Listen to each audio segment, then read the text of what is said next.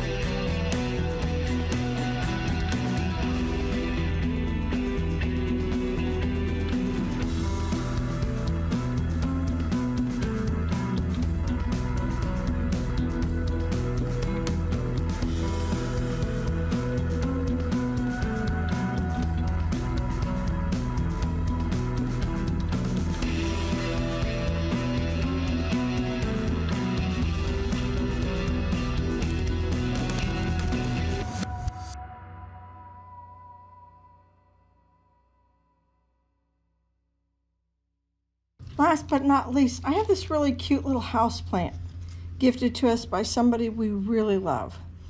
And we noticed the leaf curl, so we were watering it. Well, it's definitely not underwatered. It's definitely moist enough. So we think it might be, you know, I don't know anything about houseplants. How weird is that? But I really don't know much of anything about houseplants. But my son looked it up and he thought perhaps it was either being root bound, which it's a little bit, not too bad. It's been living in this pot, I mean, with us for about 5 months. So it's not terribly root bound, although look how thick those are, pretty nice. But we also moved it to a window that was in indirect sunlight, but he thought maybe that was too much for it. So anyhow, we're gonna try up potting it with some fresh new soil that has more nutrition in it. And as you can see, it's not much bigger than what, whoops, wait, maybe I overfilled it, hold on. Yeah, it's just a little bit bigger than what it's used to. And I'll just put this dirt from the sides downward and then refill with the new potting soil around that. And it should settle some too. Those things are always true no matter what you're planting. I wanted to go really big, like this big, but this did not fit in there, and I didn't have any other little coasters or whatnot to hold water. So anyhow, we're going to try this. See, perhaps water from the bottom, like he said. I thought we were doing all the right things, but this leaf curl is not really pretty. So we're, you know, maybe it just got dried out too much humidity, too much something. Was not happy, and all of a sudden, I mean, we booked it along for a long time, really good, and then boom, now she's not happy.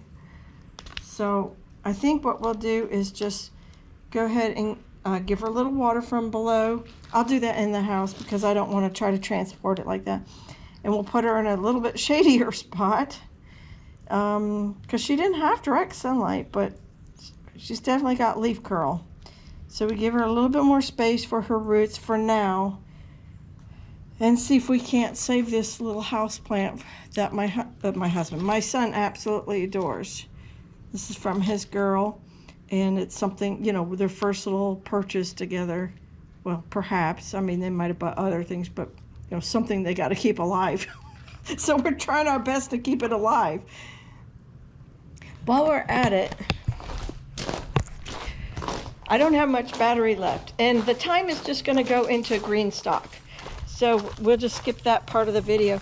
But I wanted to show you all the Thanksgiving cactus and Christmas cactus are all right here. Here's the big yellow one. And then we have the salmon, the red, and the white. And just for now, and I think Jack will have to buy me some hooks to put here on the inside of this fence. So, and I didn't realize, but there's a little bit of sun over there, so no go over there. But we can definitely put some hooks over here for the cacti. And I'm just gonna love having them. And I had these baskets from 2 summers ago. I had purslane in them, and I just saved them. And I thought, oh, that'll be so cool. All right, let's get to the next location. Alrighty, you guys. So this is where the mint ended up, and I think this is the chocolate mint. Yeah, maybe you all can see the tag. It's higher than my head, but I think that's the chocolate mint because I see we got to give it a little time to recover. And then this is the regular peppermint, and they're gonna just live up here for right now. I didn't want to put them in the ground, perhaps in case we get freezes while they're just getting established. And that was also my thinking with the cactus. Maybe I need to bring them in, so I absolutely did not want to put them in anything permanently outside. Last but not least, I put the buried treasure strawberries right there, and then the 7 ever-sweet, ever-bearing strawberries right here. I just raked some of the pine needles out. This was all the mushroom compost that was actually over there when we had it delivered, and my friend Charlie came and helped me distribute in several places. We had this little, you know, about a wheelbarrow's worth extra, and I saved it thinking I was going to put it in South Garden, and then I was like, oh my word, the soil is really good and alive over here, from the breakdown of all the pine needles and the breakdown of, there was mulch 2 times here before. It's really nutritious over here, and had a lot of the mycelium. I'll put that down below. I can never say it right. So I did have to pull out these 2 emeralds, I believe, emerald blueberries that were here. Not happy, never been happy. I lost the 3rd one. And so these are going to their new, what will be irrigated homes here in about another week or so. So I was just waiting for things to cool down before I did that. That's been a plan for quite a few months. So the strawberries are here. They will get, right now they're in good sun, but usually this is very shady in this area. So I'm very excited to be having the strawberries somewhere where I can keep a good eye on them. I can hand water them if I need to. I'm hoping their roots are just going to take off like crazy, and everything will go well, and we'll be having strawberries maybe January or February, or I forgot how long that takes. I have to go back and look at pictures. But anyhow, I'm going to go put that thyme into the green stock and then call it an evening, clean up and start making dinner. So you guys, thank you for watching today, and take care. God bless, and I'll see you in the next one. Who knows what we'll do.